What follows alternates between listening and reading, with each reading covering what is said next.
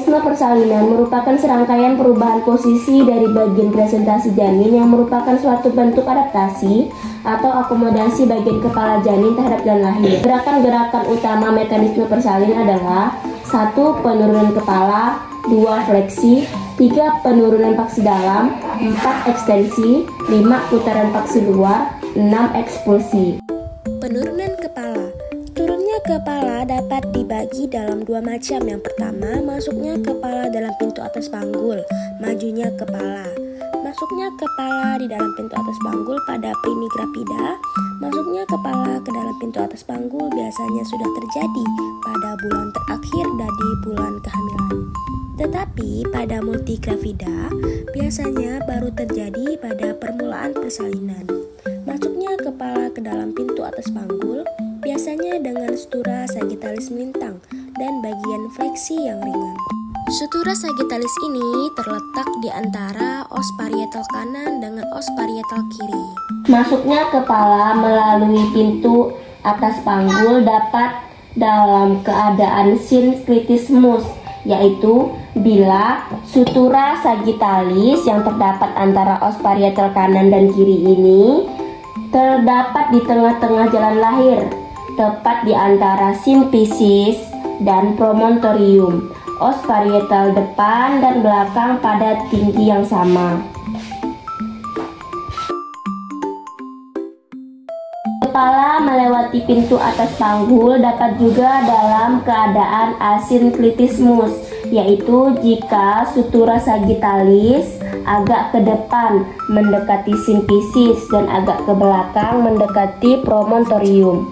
Yang pertama yaitu asinkritismus posterior, bila sutura sagittalis mendekati simpisis dan os parietal belakang lebih rendah dari os parietal depan. Letak kepala janinnya seperti ini. Asinkritismus anterior, bila sutura sagittalis mendekati bagian promontorium sehingga os parietal depan lebih rendah dari os parietal belakang. Letak kepala janin seperti ini. Lalu, pada persalinan normal biasanya kepala melewati pintu atas panggul dalam keadaan asinkritismus posterior yang ringan.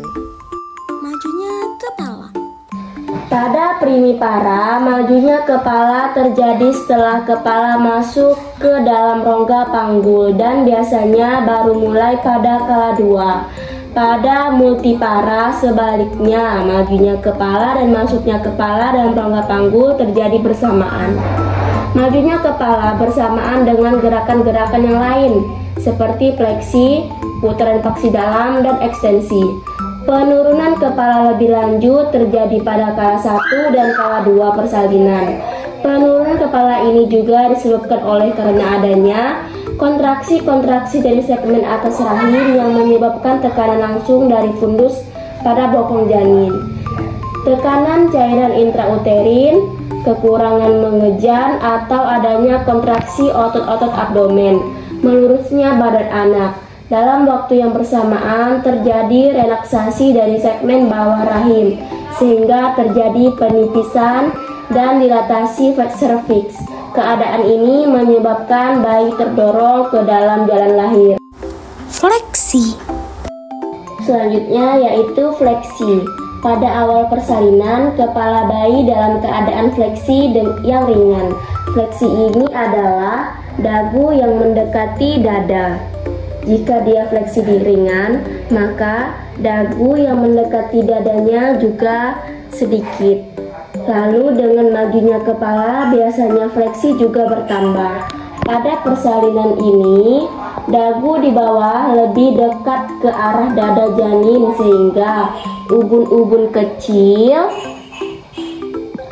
lebih rendah dari ubun-ubun besar. Hal ini dikarenakan pada saat anak didorong maju mendapat tahanan dari dinding serviks, dinding panggul, dan dasar panggul. Dengan adanya fleksi, diameter suboccipitobregmatica yang ukurannya sekitar 9,5 cm mengganti diameter suboccipito frontalis yang ukurannya 11 cm sampai di dasar panggul. Biasanya kepala janin berada dalam keadaan fleksi maksimal. Selanjutnya yaitu putaran paksi dalam. Selanjutnya, putaran paksi dalam merupakan pemutaran yang terjadi sedemikian rupa dari terendah dari bagian depan janin, memutar ke depan ke bawah simfisis. Pada presentasi belakang kepala, bagian terendah ialah daerah ubun-ubun kecil dan bagian inilah yang memutar ke depan ke arah simfisis. Putaran paksi dalam penting untuk menyelesaikan persalinan karena putaran paksi dalam merupakan suatu usaha untuk menyesuaikan posisi kepala dengan bentuk jalan lahir. Khususnya bidang tengah panggul adalah diameter anterior-posterior. Putaran paksi dalam tidak terjadi sendiri, tetapi selalu bersamaan dengan majunya kepala. Tidak terjadi sebelum kepala sampai ke hot 3. Kadang-kadang baru terjadi setelah kepala sampai di dasar panggul. Putaran paksi dalam ini disebabkan oleh letak fleksi. Subocciput merupakan bagian terendah dari kepala. Subocciput akan mencari tahanan yang paling sedikit terdapat di sebelah depan atas, di mana terdapat hiatus genitalis antara musculus levator ani kiri dan kanan. Ukuran terbesar bidang tengah panggul adalah diameter antero-posterior. Gerakan kepala janinnya seperti ini. Dia akan berputar ke depan bagian simfisis. Selanjutnya yaitu ekstensi. Sesudah kepala janin sampai di dasar panggul dan ubun-ubun kecil berada di bawah simfisis, maka terjadilah ekstensi dari kepala janin. Ekstensi harus terjadi karena janin harus menyesuaikan diri dengan sumbu jalan lahir pada pintu bawah panggul yang mengarah ke depan dan ke atas. Jika kepala janin tidak melakukan ekstensi dan tetap dalam fleksi pada waktu yang mencapai dasar panggul, maka kepala akan tertekan pada perineum dan dapat menembusnya. Terdapat dua kekuatan pada kepala, terutama mendesak kepala ke bawah, dan yang kedua, tahanan dasar panggul yang menolaknya ke atas, sehingga resultantenya ialah kekuatan ke arah depan dan ke atas. Setelah subocciput tertahan, maka pinggir bawah simfisis subocciput akan menjadi pusat pemutaran atau hipomoklion pada ekstensi kepala janin. Maka lahirlah berturut-turut pada pinggir atas perineum ubun-ubun besar, dahi, hidung, mulut, dan akhirnya dagu dengan gerakan ekstensi. Gerakan ini seperti gerakan mendongak. Putaran paksi luar. Selanjutnya yaitu putaran paksi luar. Setelah kepala lahir, maka kepala akan memutar kembali ke arah punggung anak untuk menghilangkan torsi pada leher yang terjadi karena putaran dalam. Gerakan ini disebut gerakan restitusi atau putaran balasan. Putaran dilanjutkan hingga belakang kepala berhadapan dengan tuber ischiaticum sepihak. Gerakan ini adalah gerakan paksi luar yang sebenarnya dan disebabkan karena ukuran dari bahu atau diameter bisacrominal menempatkan diri dalam keadaan diameter antero-posterior dari pintu bawah panggul. Gerakan kepala janinnya seperti ini.